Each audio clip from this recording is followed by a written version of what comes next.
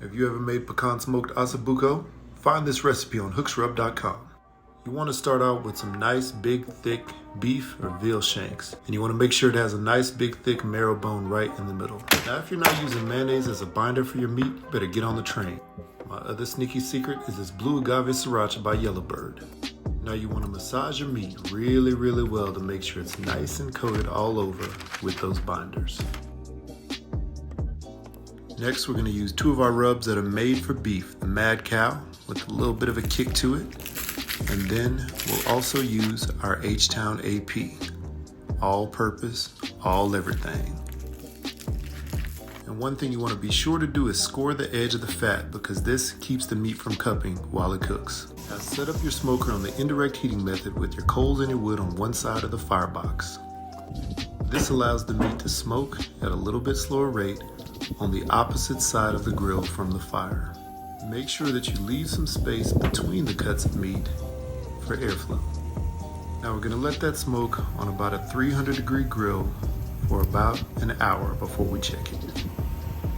At the hour mark, the temperature should be right about 130 degrees, give or take. So then you want to go ahead and pull it off onto a resting pan while you make the braising liquid. For the braising liquid, I'd use shallots, carrots, red onions, and celery. In a medium heat cast iron pot, start off with about 4 tablespoons of olive oil, then add in your veggies and let them saute for about 5 minutes until they get some nice color. Make sure you put some of that H-Town on top and don't forget the garlic. Next, we'll add about 2 cups of a buttery Chardonnay and let that reduce about 75%. Next, we'll dump in a 28-ounce can of Italian-style peeled tomatoes. Give that a nice little stir while it simmers, and then we're actually going to add a sprig of rosemary and then also a bay leaf, just for flavor. After about 5 minutes of simmering, we want to put in all 4 of our shanks right into the pot so they can start taking on some of that flavor from the braising liquid. This got a little tight, so I squished it in there about as best as I could do.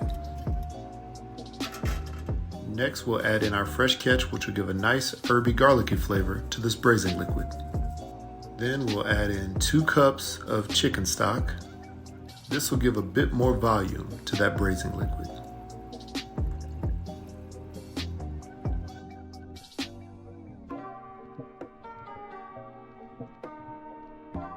Next, we cover the pot and put it into a 350-degree oven for 2 hours.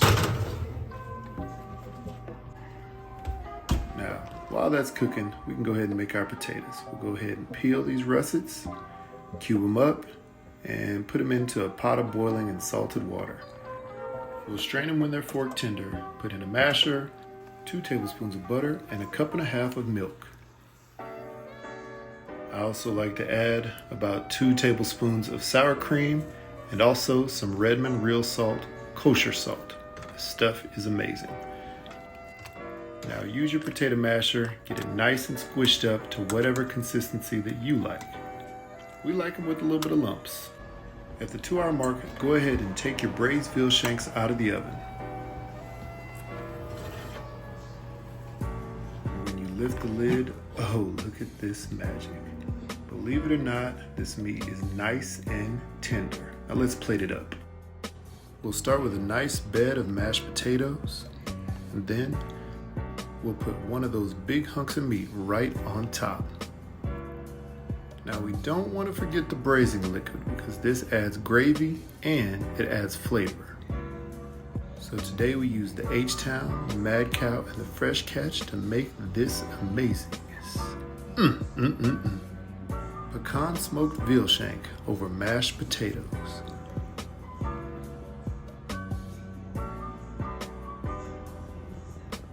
Now when you get a taste test, go ahead and get you a little piece of meat, dip it in your potatoes, and take a bite.